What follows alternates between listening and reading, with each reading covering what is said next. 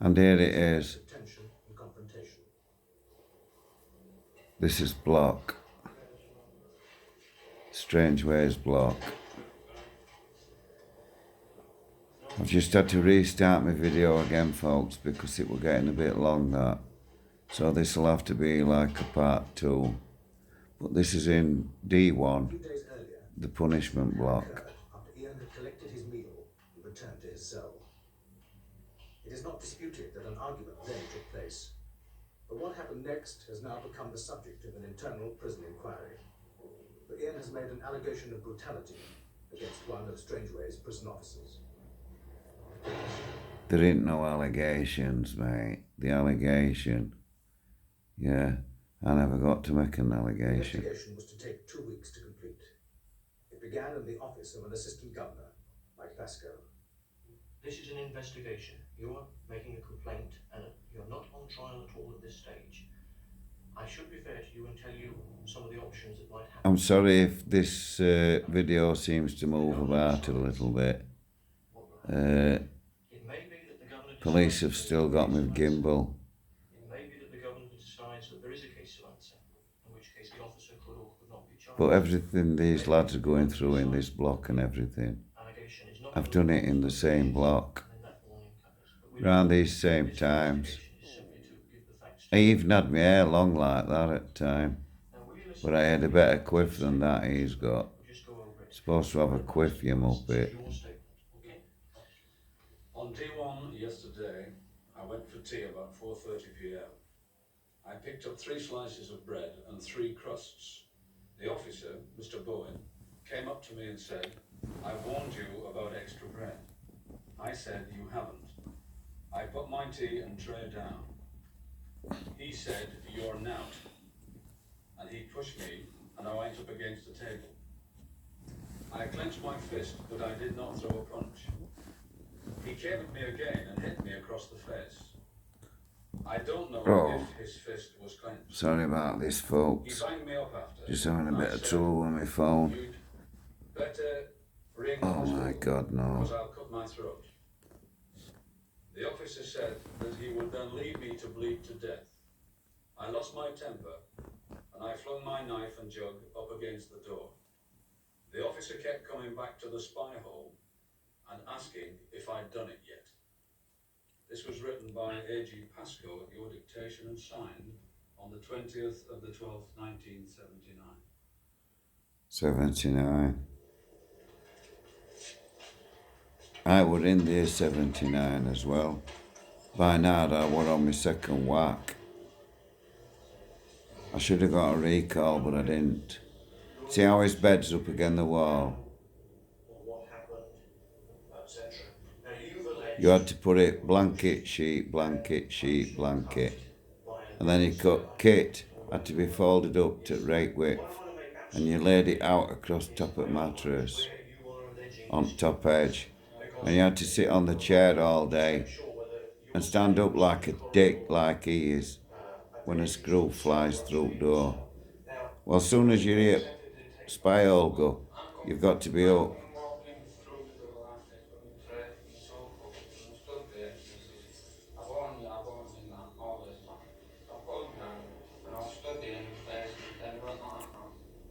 As I've said before, my previous video was getting a bit long, so this is going to have to be a part 2, because I couldn't leave this out, it's block and everything. So, as I've explained before, this is me doing a talk cover, but here he's saying it's 79 on here. My first whack was 76, and I was actually here in 79 as well on my second whack.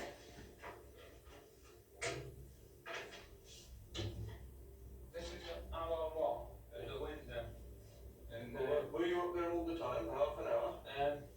Well, when the officer that did the thing on me, shut the door, he come back and started, and the lads shouted, "What's going on?" up above like. So I got up and I thought he was on about me. And I stood up here like, and like this.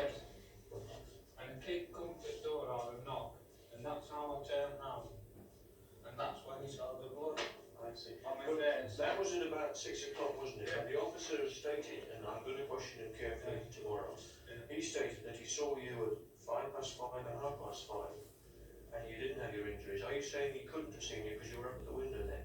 I would All that time? I would have put the window. All right. After I had my Yeah. tea. All right. Just See, look, sheet blanket, sheet blanket. Found the officer, all right, and this is what you said happened. Now, if And then he has to put all his kit across top of the mattress. I'm not saying they might be okay, but you know, yeah, like so I don't know what they are, but like as they come up, it seems because you're a lot taller than me when we were doing that Yeah. demonstration yesterday, aren't you? Mr. Bowen is about the same Yeah, size yeah. as me. Like, So you don't know what was in his hand or whether anything was in his hand. it might be maybe something like that. Yeah. Like. Prison Officer Bowen, the man accused of the assault. He had been a prison officer for 2 years. Now let me ask you, in connection with the first and more serious... He's not accused of assault, is he, Mr. Brown? Anyway, at any time, Wilson. Throughout the afternoon of the 19th, Wilson. Right. That's what he's cutting with. Officer That Bond watch strap was he's got walking, on his left yeah, wrist. someone for tea, and I followed him round locking them up when they received the tea. Smith came back, and as he approached his cell where I was waiting at the door, I noticed he had 5 slices of bread and 4 crusts. I told him about the excess bread because he's been one before by me at slopping out because he seems to throw all the bread away. I told him if he's going to take it, it's for eating and not throwing out.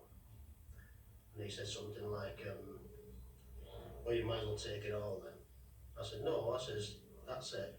This time, I said, but we'll be watching to see if you throw any bread out. And he just says, oh, he says, I'm going to cut me or something. And then he became abusive and he ordered him behind his You see what I as he mean? went in a shop. You weren't even allowed to throw the bread out. Senior Officer Duncan would come on duty after the incident had taken place. In your statement, SO, read the bit to 1 you. pip. The SMO examined Smith. 2 who was then pips as searched PO. and removed to the prison hospital. A sharply homemade instrument was found in the cell. Now, On his shirt lapel. is this the instrument? There go on, end at lapel. Yes, that's the one. But I found it. You found it yourself. Oh yeah. Can you tell me where you found it? It was in the corner and amongst some letters and where he kept his books and that, just on the floor. So it could have been anybody's, mate, couldn't it? Dr. Downs, the senior prison medical officer who examined the prisoner after the incident. From your past experience, do you think that the injury could have been caused either by a fist, some keys, or a combination of the two? The keys had sort of been in the middle of the fist. Do you think it could have been caused by that? I Yes. have seen injuries caused by fists many times, by metal instruments many times, and no way could I see these injuries on his right cheek having been caused by either a fist or a bunch of keys in any way whatsoever. No. The damage was so slight, it was laughable. It was laughable. Yes. A witness for the prisoner, a fellow inmate who says he heard the incident take place. At the time I was going to get my tea, and I heard screams and shout from the inmate Smith at that specific given time, yes. Can I stop you there and say, how did you know it was Smith? Well, you can tell his voice from, you know, the rest of the others like. It's quite distinguishable. Can you be a bit more specific as to what? I mean, shouting and screaming. Can you be a bit more specific as to what you heard? Well, leave me alone, things like, get off. Then I heard him say, "Up me eye." Oh my eye. Alright. Oh my eye. Yeah, Mr. Brown. Here he goes, look. This week it's on chair. Off it's coming. Borstal boy. On this one, no refill. It's coming off. This is what they did. Parcel cut. Ian is 23 and married with one child.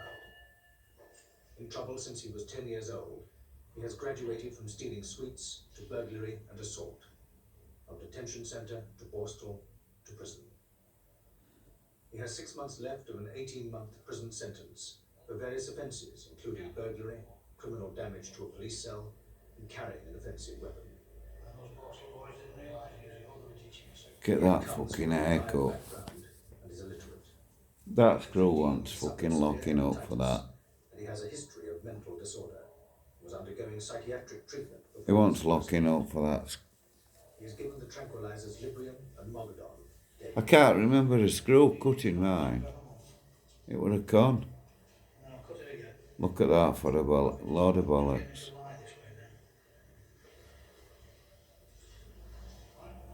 Look what they've done.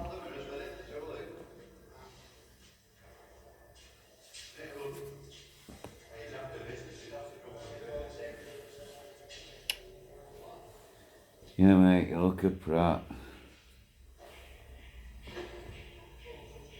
Sorry, mate, but you do, you look a prat. It is now 10 days since the investigation began, and Ian has heard disturbing rumours about his witness. I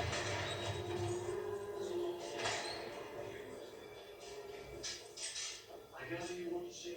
That's correct, sir. It's about this statement in which I made about a prison officer. I wish to withdraw it. I see. Have a seat, please. Well, you have a seat as well. You want to withdraw it? Right. Now, you're certain of that, are you? You're certain in your own mind? Yes. Because I haven't seen you since we last met, and you made your statement. That's correct. Now, do you want to put this in writing? Are you prepared to put it in writing? No. Can you tell me why you want to withdraw now? Well, I've thought about it and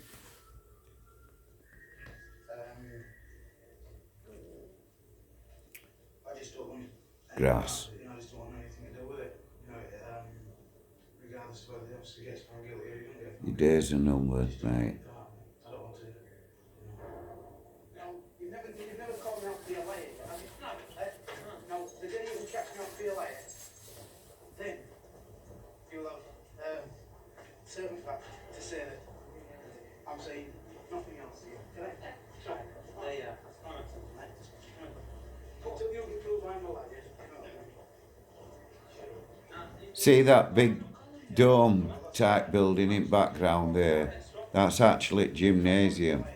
It's fiberglass, that building. And when you went to gym, you used to have to get changed. And as soon as you'd got your pumps and that on, you had to set off running around the gym. Until everybody had got changed.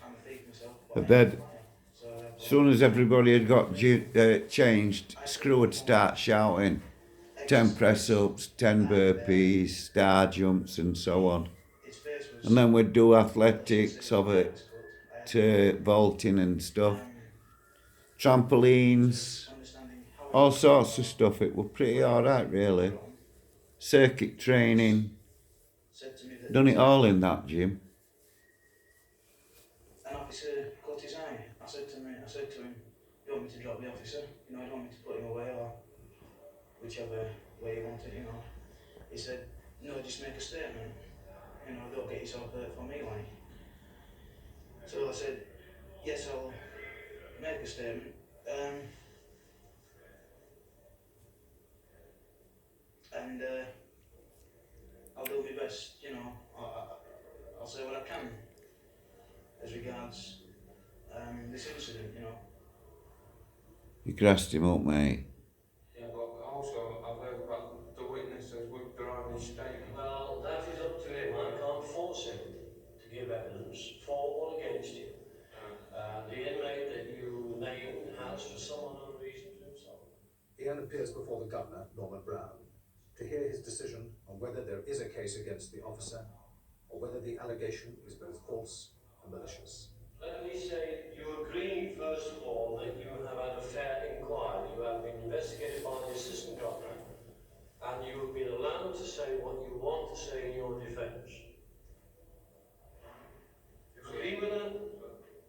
Well, I have Mr. Pascoe's concise report, and I've gone through this extremely carefully, and quite frankly, I can find no grounds to Mr. support your Brown. allegation against this officer. And therefore, you are very fully aware of the consequences of making a false or malicious allegation. And therefore, I have to tell you that I propose to charge you with making a false and malicious allegation against a member of the staff.